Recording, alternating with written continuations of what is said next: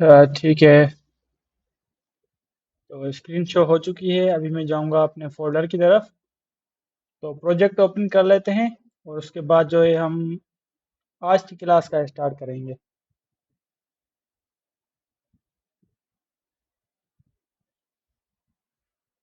अभी के लिए मैं एक ही फोल्डर में काम कर रहा हूँ। तो जब से क्लासेस स्टार्ट हुई है मैं एक ही फोल्डर में काम कर रहा हूँ अपना जो भी है। और ये रिलीफ नोट क्या है, अपडेट आई है। तो ठीक है, लाइव सर्वर जो है स्टार्ट कर लेते हैं ताकि जो भी इसमें चेंजेस की जाएं वो हमें साफ साफ नज़र आती जाएं। तो प्रीवियस क्लास में हमने ये चीज़ें की थी आपके सामने, तो आपको पता भी होंगी ये कैसे करनी है। हमने ये चीज़ें सारी की सारी उस क्लास में की थी। तो आज की क्लास में हम देखेंगे हम क्या पढ़ने वाले हैं आज। तो सबसे पहले हम वीडियो डेक पढ़ेंगे।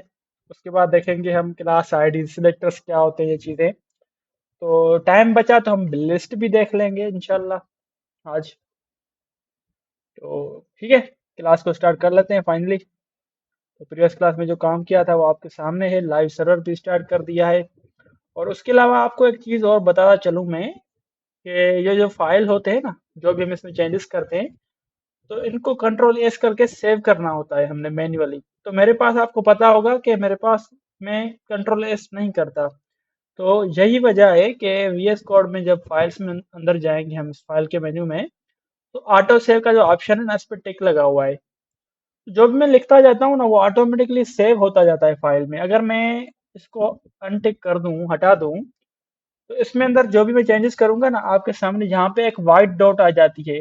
वाइट डॉट एचटीएमएल के बाद एक वाइट डॉट है। जैसे ही मैं इसको कंट्रोल एस से सेव करूंगा तो वाइट डॉट खत्म हो जाती है, मतलब ये फाइल सेव हो चुकी है। तो मैं मैन्युअली सेव नहीं करता, मैं इस वजह से इसको ऑटो सेव को ऑन कर लेता हूँ हमेशा, ताकि ये चीज़ें जो है ना ऑटोमेटिकली सेव होती जाएं।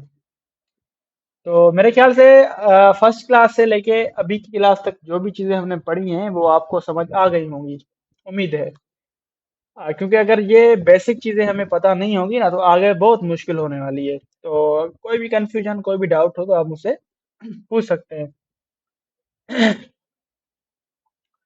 तो सबसे पहले मैं जाता हूँ अपना कॉन्टेक्ट वाले पेज पे। तो इमेज लगी है तो चले अबाउट वाले सेक्शन पे चलते हैं और बॉडी टैग के अंदर आएंगे और यहाँ पे हम वीडियो टैग का काम करने वाले हैं।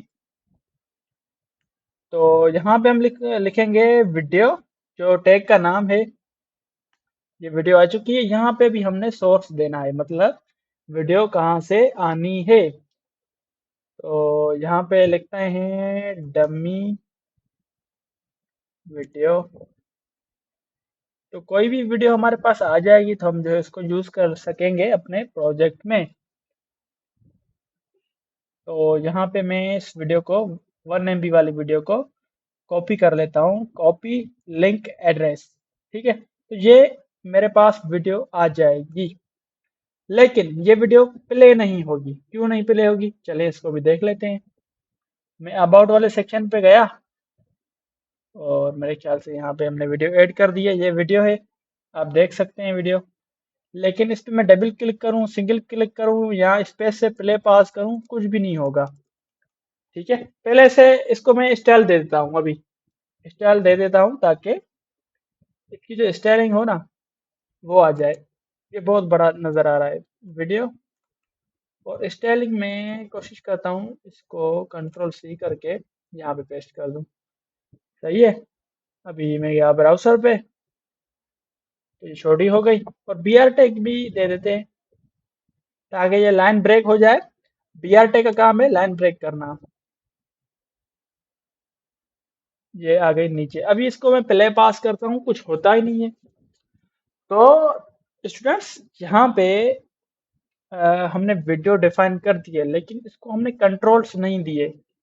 प्ले पास वाले जो कंट्रोल होते हैं, फुल स्क्रीन जिसमें होती है, थ्री डॉट मेन्यू होता है जिसमें कैप्शंस वगैरह आते हैं, तो ये चीज़ें कंट्रोल्स में आती हैं। तो हमने इसको कंट्रोल्स पास करने होते हैं। तो कंट्रोल्स पास करने के लिए जैसे हमने सोर्स का एट्रीब्यूट दिया है ना, बाय डिफॉल्ट ही मिला है मेरे ख्याल से, हमने नहीं दिया। तो इस तरह से हम जो है ब्रैकेट, जब हमारी ओपनिंग टैग जो टैग है उसकी ब्रैकेट जो है ना, इसके पहले हमने ये चीज देनी होती है कंट्रोल्स। कंट्रोल्स, ठीक है। अगर आप यहाँ पे नहीं देते तो मसला ही नहीं है। आप ऐसा करें, सोर्स से पहले दे दें, SRC से यहाँ पे लिखें कंट्रोल्स, और जैसे ही मैं जाऊंगा अपनी वेबसाइट पे तो ये मेरे पास कंट्रोल्स आ चुके हैं। ये देखें, इसका मैंने वॉइस क्लोज कर दिया। इसकी मैं विड्थ थोड़ी बढ़ाऊं, विड्थ मैंने इसकी कर दी 600। ठीक है, तो ये हमारे पास वीडियो आ चुकी है स्टूडेंट्स। इसको जो है हमने म्यूट किया था अभी, तो ये इसकी वॉइस है। तो ये था वीडियो टैग। अब इसमें एट्रीब्यूट्स होते हैं दो तीन, और एक एट्रीब्यूट है उसका नाम है म्यूटेड। मतलब जब वीडियो हो लोड हो जाए ऑटोमेटिकली इसका वॉइस जो हो ना वो बंद हो, MUTED, म्यूटेड। तो जैसे ही मैं जाऊंगा ना, इसका वॉइस ऑलरेडी क्लोज है। ठीक है, मैं इसको रिफ्रेश कर लेता हूँ आपके लिए एक बार। ये देखें, ये इसका वॉइस क्लोज है। तो वॉइस क्लोज है तो काफी मर्तबा हम वीडियो जो है ना वेबसाइट के बैकग्राउंड में लगाते हैं, तो वहां पे तो वॉइस की जरूरत होती ही नहीं है। मतलब जैसे ही वेबसाइट लोड होती है तो कुछ स्टाइलिंग वीडियो चलती है बैकग्राउंड में, ऊपर टेक्स्ट होते हैं, इमेजेस होती हैं, एनिमेशंस होते हैं, ग्राफिक्स के एलिमेंट्स होते हैं, लेकिन बैकग्राउंड में वीडियो रन होती रहती है। तो ये चीज यहाँ से काम करती है दोस्तों, म्यूटेड। और है ऑटो प्ले, मतलब जैसे ही मेरी वेबसाइट लोड हो जाए, मतलब कोई उसको ओपन करना चाहे, तो जैसे ही लोड हो जाएगी ना फिर वीडियो ऑटो प्ले हो जाएगा, मतलब बगैर किसी प्ले पास के वो रन होता रहेगा। ये देखें, ठीक है ना। अभी मेरे ख्याल से इसके और भी एट्रीब्यूट्स होते हैं, लेकिन मैंने कभी यूज नहीं किए। लूप है, देख लेते हैं लूप को। ये चलता रहेगा, जैसे ही खत्म होगा फिर से चलता रहेगा। ये देखें, ठीक है ना। ये मतलब हमेशा चलता रहेगा, लूप में हो गया ये। तो ये मेरे ख्याल से वीडियो टेक थी, जो बहुत ही छोटी टॉपिक थी। आप समझ गए होंगे उम्मीद है। ये कहीं कहीं यूज होती है, तो देख लीजिएगा। और उसके अलावा मैं आपको एक और भी चीज़ समझाऊंगा। वो भी इससे रिलेटेड है, लेकिन मैंने कभी आज तक पढ़ा ही नहीं है, लेकिन वो ज़रूरी टॉपिक है, तो इंशाल्लाह उसको भी देखेंगे। उसका नाम है एम्बेड, मतलब यूट्यूब की वीडियो अपनी वेबसाइट पे शो कराना। तो ठीक है, अभी मैं क्लासेस और जो है आईडीज पे चलते हैं, क्लास और आईडी पे। तो स्टूडेंट्स, क्लास और आईडी जो है ना, डिफरेंशिएट मतलब डिफरेंस पैदा करने के लिए हम काम करते हैं क्लास और आईडी को।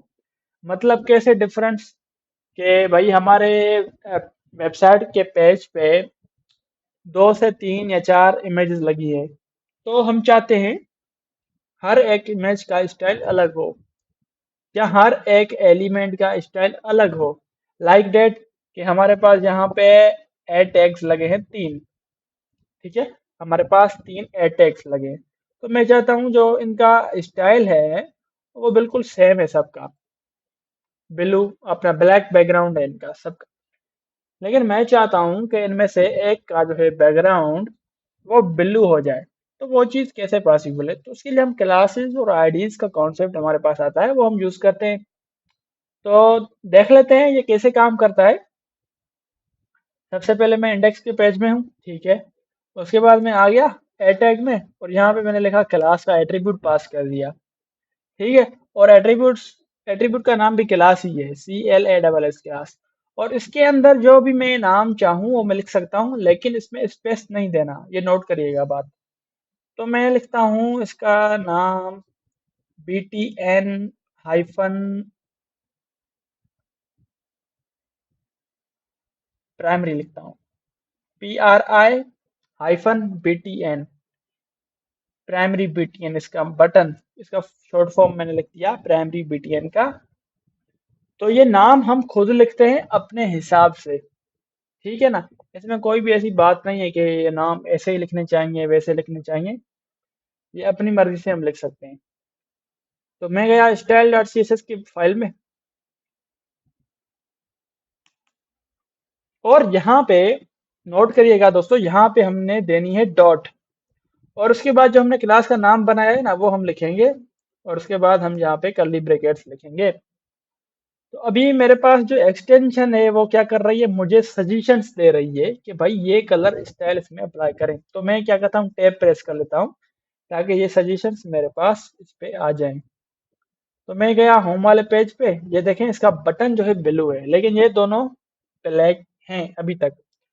तो जो मेरे पास VS कोड की एक्सटेंशन है उसको मैं कर लेता हूँ डिसेबल, क्योंकि मैं प्रोजेक्ट्स पे काम करता रहता हूँ ना, तो वहां पे मैं इनका यूज करता हूँ।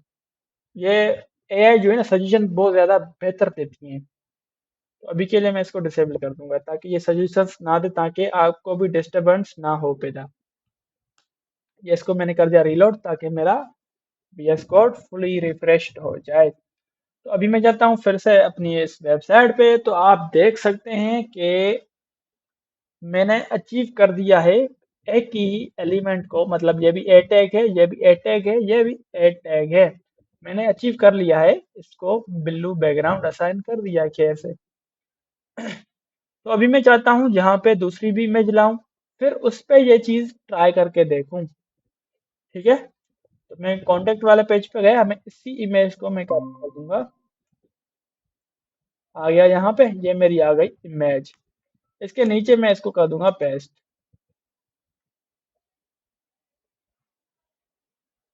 ठीक। तो मैं गया होम पेज पे, और मेरे ख्याल से मेरी लाइव सर्वर की एक्सटेंशन क्लोज हो चुकी है। मैं इस पे करूंगा गो लाइव पे क्लिक, ठीक है। तो मेरे पास दोनों इमेजेस बराबर में आ चुकी हैं, लेकिन दोनों का स्टाइल अभी तक सेम है। तो आपको पता है, मैंने अभी आपको करके दिखाया कि हम क्लास यूज करेंगे सिंपली। तो मैं जाऊंगा इमेज के टैग में, और सोर्स के आगे मैं लिखूंगा क्लास, और क्लास का नाम दूंगा माय इमेज, ठीक है, सिंपली। अभी मैं जाऊंगा CSS में। तो सवेरे भी मैंने डॉट ऐड किया, लेकिन डॉट क्या है मैं अभी आपको बताऊंगा। तो क्लास का नाम मैंने कॉपी नहीं किया, ठीक है, मैं कॉपी कर लेता हूँ। तो दोस्तों डॉट हम ऐड करते हैं तभी जब हम सिलेक्ट कर रहे होते हैं किसी क्लास को, मतलब सिलेक्ट कर रहे होते हैं किसी क्लास को के बे, जो मतलब क्या बोलते हैं इसको, हाँ, अगर हमने सिर्फ और सिर्फ क्लास पे स्टाइल अप्लाई करना है तो हम जो है क्लास सेलेक्टर को ही सिलेक्ट करते हैं ताकि उसी पे ही स्टाइल असाइन हो, उसके अलावा किसी पे भी स्टाइल असाइन ना हो। अगर मैं चाहूँ तो मैं इमेज के साथ साथ एक और क्लास पे असाइन कर सकता हूँ, लेकिन हम डिफरेंशिएट इस वजह से करते हैं ना। तो डिफरेंशिएट करने के लिए हम क्लासेस यूज करते हैं कि भाई सिर्फ और सिर्फ इस पे स्टाइल अलग होना चाहिए, ठीक है। तो अभी मैं जाऊंगा माय इमेज पे, और यहाँ पे मैं इसका जो है, मैं अगर जाऊँ अपनी इमेज पे तो बिल्कुल इसी को मैं कॉपी कर लेता हूँ, लेकिन इसमें जो है हम थोड़ी चेंजेस करेंगे। लाइक डेट चेंजेस कैसे, कि मैंने इसकी विड्थ 300 कर दी, बॉर्डर मैंने 2px कर दिया, और उसका कलर मैंने रेड कर दिया, ठीक। उसके बाद बॉर्डर रेडियस है, तो मैं बॉर्डर रेडियस को कर दिया कि भाई ये 15 हो। चले अभी देख लेते हैं। तो फ्रेंड्स आप ये देख सकते हैं ये चीजें कि इमेज दो हैं, लेकिन एक का स्टाइल अलग है और दूसरी का स्टाइल बिल्कुल मुख्तलिफ है, अलग है। और बॉर्डर रेडियस मतलब इसकी कॉर्नर्स देखें और इसकी कॉर्नर्स देखें, बॉर्डर कलर देखें, तो ये चीजें हम क्लास से अचीव कर सकते हैं। तो ये आपको मैं बताऊं कि ये चीजें कहाँ पे काम आती हैं। जब भी हम प्रोजेक्ट्स पे काम करते हैं ना, तो वहां पे हम डायरेक्टली किसी टैग को कॉल नहीं करते, ठीक है ना, क्योंकि ये फ्यूचर में कॉम्प्लिकेटेड काम हो जाता है फिर। तो हम जब भी काम करते हैं ना, सिर्फ और सिर्फ हम क्लासेस को स्टाइल देते हैं, क्लासेस क्लासेस क्लासेस। तो ये काम इस तरह से होता है। तो एक होता है हमारे पास टैग सिलेक्टर, जिसको हम टैग का नाम लिखते हैं और सिलेक्ट करके स्टाइल असाइन करते हैं। और एक होता है हमारे पास दोस्तों क्लास सिलेक्टर। और तीसरा होता है हमारे पास आईडी सिलेक्टर। तो आईडी सिलेक्टर कैसे काम करता है, मैं गया अपना होम पेज के टैग में, H1 के टैग में। वहां पे लिखा मैंने आईडी, इंटर किया और यहाँ पे लिखा मैंने माय पेज। माय पेज ठीक है, इतना ज्यादा लंबा नहीं करते इसको। मैंने इसको सिलेक्ट किया, कॉपी किया, कंट्रोल सी से कॉपी हो गया। और स्टाइल्स में अंदर गए, यहाँ पे मैंने अभी लिखा हैश। हैश लिखने के बाद मैंने किया कंट्रोल वी से पेस्ट। और यहाँ पे मैंने कर दी इसकी कर्ली ब्रैकेट्स ऑन और ऑफ। और मैं अभी यहाँ पे जाके लिखूंगा कलर। और कलर को मैंने कर दिया भाईजान ब्राउन। ठीक है, तो यहाँ पे आप देख सकते हैं, यहाँ पे हो गया ब्राउन, मतलब क्लास और आईडी का काम बिल्कुल सेम है। ठीक है, लेकिन डिफरेंस क्या है ये पढ़ेंगे, लेकिन अभी नहीं, ये हम आगे पढ़ेंगे जब हम जावास्क्रिप्ट में जाएंगे। तो आपको अभी मैं सिर्फ और सिर्फ सिंपल ये बताता चलूं कि क्लासेस हम एक पेज पे मल्टीपल टाइम्स लिख सकते हैं, मतलब मल्टीपल टैग्स को हम क्लास असाइन कर सकते हैं। लेकिन आईडी जो है ना, वो आईडी सिर्फ और सिर्फ हम पूरे के पूरे पेज पे एक ही एलिमेंट पे असाइन कर सकते हैं। जैसे कि मैं अभी आपको दिखाऊं कि भाई माय पेज पे, होम पेज पे मैंने ID they the my page के नाम से। और इमेज पे मैंने क्लास दिया माय आईएमजी के नाम से। तो मैं क्या करूंगा, इसको कॉपी करके यहाँ पे भी same to same class assign कर दूंगा। ठीक है, अभी मैं जाऊंगा अपनी वेबसाइट पे, दोनों पे स्टाइल आ चुका है। तो मतलब हम क्लास जो है ना मल्टीपल टैग्स को दे सकते हैं, लेकिन आईडी जो है हम एक ही टैग को असाइन करते हैं। तो ये मतलब हम मल्टीपल टैग्स को अगर आईडी असाइन करेंगे तो फिर क्या वो काम नहीं करेंगे, काम करेंगे, लेकिन उसका जो है ना काम करने का तरीका थोड़ा अलग है। हम हमारे पास ये आईडी टैग बनाया ही इस वजह से गया है ताकि इन दोनों में डिफरेंशिएट पैदा किया जाए। मतलब क्लास और आईडी में डिफरेंस क्या है कि आइडेंटिफिकेशन के लिए हम आईडी यूज करते हैं। आईडी का फुल फॉर्म ही आइडेंटिफिकेशन हो गया। लाइक डेट हमारे पास सीएनएसई नंबर होता है ना, वो पूरे मुल्क में हमारे ही पास होता है। सिर्फ जो हमारा सीएनएसई नंबर है वो किसी और के पास नहीं हो सकता, क्योंकि हमारे पास ये आइडेंटिफिकेशन का काम करता है।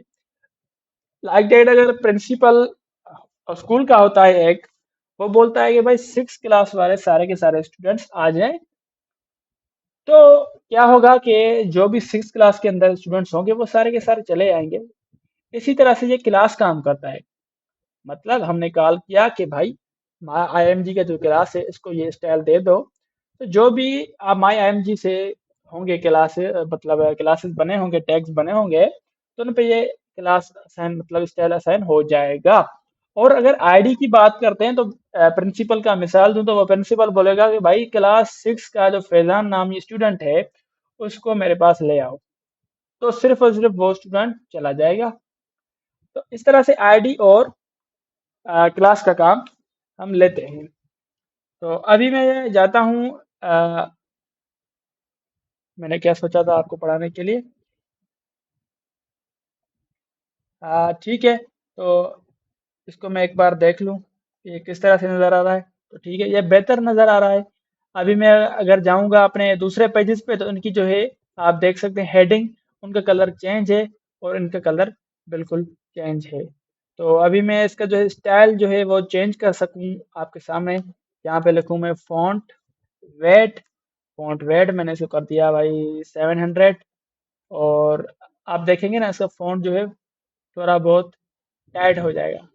अच्छा, अभी इसके ऊपर ऑलरेडी फॉन्ट असाइंड है, तो इसको मैं क्या करता हूँ कि भाई इसको और भी ज़्यादा बढ़ा लेता हूँ।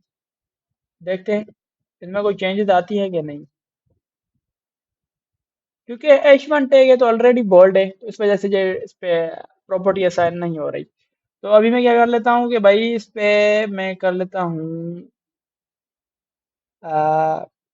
फॉन्ट साइज बढ़ा लें, फॉन्ट साइज को बढ़ा लेते हैं 50 px। सिर्फ आपको दिखाना चाहता हूँ कि भाई जब मैंने आईडी यूज की है तो आप देख सकते हैं ये इसकी फॉन्ट साइज कम है, इसकी भी फॉन्ट साइज कम है, लेकिन होम पे जाता हूँ ना इनकी फॉन्ट साइज बहुत ज्यादा बड़ी है। तो ये हो गई हमारे पास आईडी सिलेक्टर। ठीक है दोस्तों, अभी मैं फॉन्ट साइज को खत्म कर लेता हूँ, अभी तो इसकी जरूरत नहीं पड़ेगी। अभी इसके अलावा हमारे पास टैग सिलेक्टर हो गया, क्लास सिलेक्टर हो गया, आईडी सिलेक्टर हो गया। अभी हमारे पास है यूनिवर्सल सिलेक्टर। यूनिवर्सल सिलेक्टर का मतलब क्या है? पूरी की पूरी वेबसाइट के स्टाइल्स को मैनेज करना।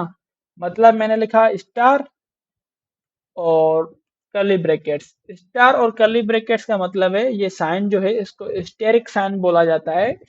ये कीबोर्ड पे नंबर 8 पे है, मतलब जो नंबर 8 का हमारे पास कैरेक्टर है, कीबोर्ड पे लेटर है, तो उसके शिफ्ट पे आप ये मतलब राइट कर सकते हैं। तो मैंने लिखा selector class selector, class selector नहीं, ये हमारे पास यूनिवर्सल सिलेक्टर है। और यूनिवर्सल के बाद मैंने इसको लिखा फॉन्ट फैमिली। और फॉन्ट फैमिली में हमारे पास काफ़ी फॉन्ट्स हैं अवेलेबल। तो इसको मैंने लिखा वाराडा। ये वाराडा नाम से एक फॉन्ट है हमारे पास, इसको मैंने देखा और यहाँ पे आप देख सकते हैं सभी हमारे पास जो भी टेक्स्ट है हमारी वेबसाइट में उनका जो फॉन्ट है ना वो चेंज हो चुका है। यूनिवर्सल सिलेक्टर ये काम करता है। और हमारे पास ब्राउज़र की जानिब से पैडिंग और मार्जिन दी जाती है ऑटोमेटिकली। तो हम जाएंगे पैडिंग में, इसको मैं 0 px कर दूं और मार्जिन में जाऊं, इसको भी मैंने 0 px कर दिया। अभी मैं जाऊंगा अपनी वेबसाइट पे, आप देख सकते हैं कि बाय डिफ़ॉल्ट जो वेबसाइट की ब्राउज़र की जानिब से इसको पैडिंग और मार्जिन दी गई है वो मेरे प्रॉपर्टी के रीराइट करने के बाद वो हट चुकी है। मतलब ये स्टाइल्स यहाँ पे बिल्कुल कोने पे आ चुके हैं, टेक्स्ट वगैरह ये आपस में मिल चुके हैं, ये भी यहाँ पे कॉर्नर्स पे आके मिल चुके हैं। तो ये चीज़ें यूनिवर्सल सिलेक्टर में काम करती हैं। अभी मैं इसको हटा लेता हूँ। ठीक है, तो आप पूरी की पूरी वेबसाइट में अगर बैकग्राउंड असाइन करना चाहते हैं तो वो भी आप यहाँ पे यूनिवर्सल सिलेक्टर में कर सकते हैं। तो स्टूडेंट्स उसके बाद हमारी टॉपिक है, हम आज की टॉपिक में पढ़ेंगे लिस्ट, क्योंकि हमारा पास बहुत ज़्यादा टाइम बच जाता है। तो आज के लिए हम क्या करते हैं, लिस्ट पढ़ लेते हैं कि लिस्ट हम कैसे बनाते हैं अपना इसमें HTML की वेबसाइट में। तो मैं गया कॉन्टेक्ट वाले सेक्शन पे और यहाँ पे मैंने कर दिया इसको एक बार BR का टैग। ठीक है, अभी यहाँ पे आप कॉन्सेप्ट समझिएगा कि मैं क्या समझाना चाहता हूँ आपको। स्टूडेंट्स लिस्ट के दो मतलब टाइप्स होते हैं, एक होता है ऑर्डर लिस्ट और एक होता है अनऑर्डर लिस्ट। ठीक है, ऑर्डर लिस्ट में क्या होता है कि हमारे पास नंबरिंग शो होती है 1 2 3 4 5, या ABCD जो भी हो, या रोमन नंबर्स हो I, V, I, AA, III, I, IV, इस तरह से। तो दूसरी होती है हमारे पास अनऑर्डर लिस्ट, जिसमें सिर्फ और सिर्फ डॉट्स आते हैं साइड में। तो दोनों को हम देखेंगे आज की क्लास में, दोनों में सिर्फ और सिर्फ थोड़ा डिफरेंस है। तो मैं यहाँ पे लिख लेता हूँ अभी के लिए H3 ऑर्डर लिस्ट।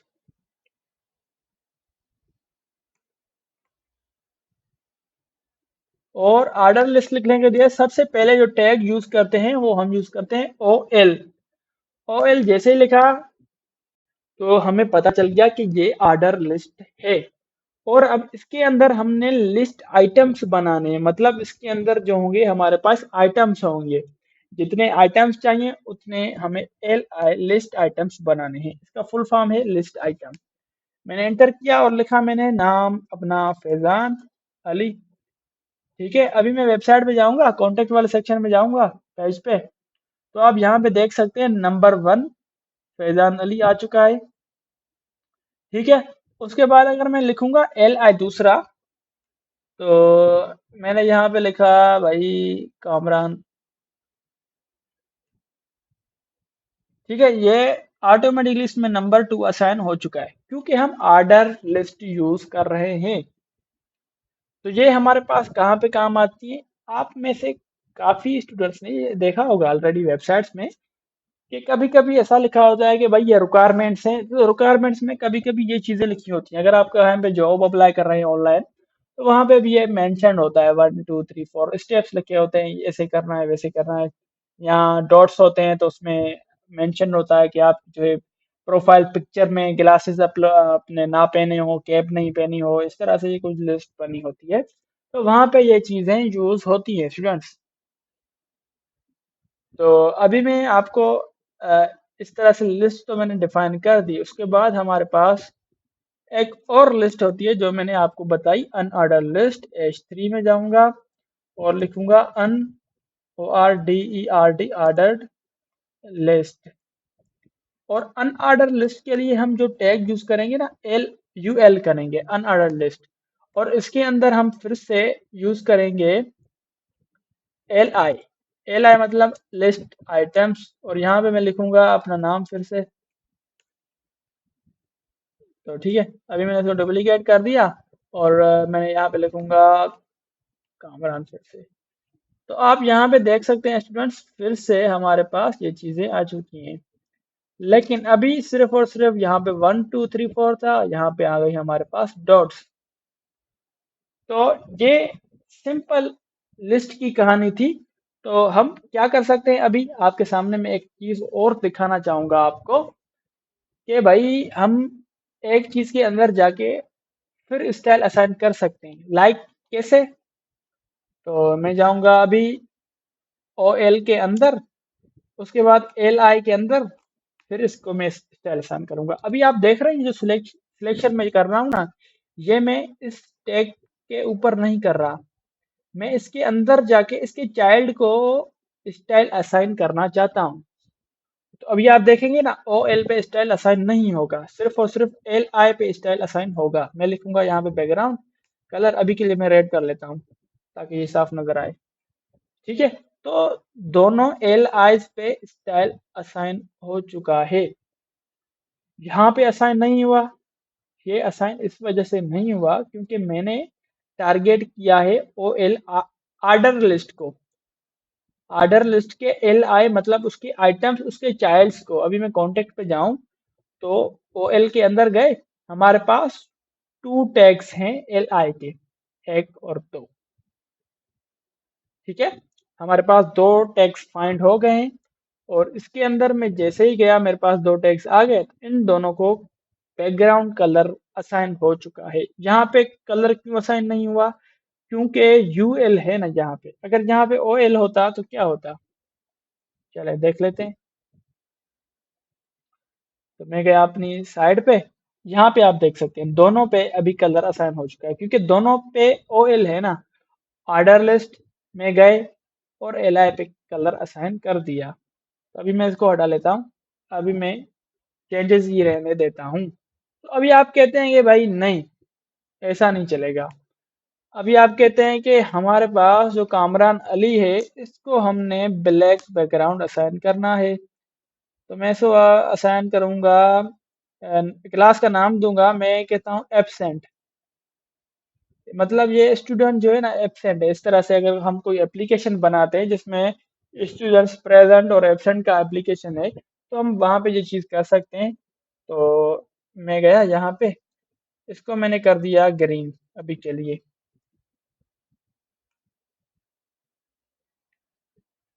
ग्रीन, ठीक है। तो यहाँ पे ये ग्रीन हो गया है। लेकिन हमारे पास जो एब्सेंट वाली क्लास थी, इसको हम डॉट और एब्सेंट यहाँ पे लिखूंगा और बैकग्राउंड, बैकग्राउंड कलर रेड। ठीक है, तो बैकग्राउंड कलर, अच्छा मैंने क्लास जो है गलत को असाइन कर दी है। मैंने क्लास जो है असाइन करनी थी ऊपर वाले को, यहाँ पे। ठीक है, यहाँ पे गए, देख सकते हैं ये स्टूडेंट प्रेजेंट है, ग्रीन है इसका। और ये स्टूडेंट हमारा जो है एब्सेंट है, ये इसकी वजह से ये रेड है। तो अभी मुझे 1 मिनट दीजिएगा, मैं